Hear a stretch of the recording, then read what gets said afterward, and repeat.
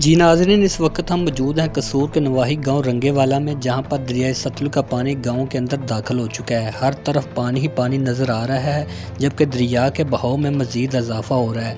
यहां के लोग नकल मकानी करके जा चुके हैं, लेकिन कुछ लोग अभी भी इधर फंसे हुए हैं।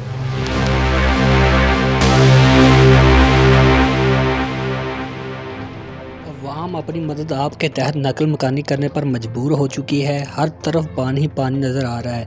अवाम की सैकड़ों एकड़ अराजी ज़ेर आब आने से अवाम को लाखों रुपए के नुकसान का खदशा है, जबकि तूफ़ानी बारिशें अवाम की मुश्किलात में मज़ीद इजाफा कर सकती हैं। अगर बात की जाए दरियाए सतलुज के बहाव की, तो आज 29 अगस्त 2025 को सुबह 10 बजे 3,65,000 क्यूसेक का रेला गुजर रहा है, जबकि तर्जमान PDMA के मुताबिक मसलसल तूफ़ानी बारिशों की वजह से दरियाए सतलुज के पानी के बहाव में मज़ीद इजाफा हो सकता है।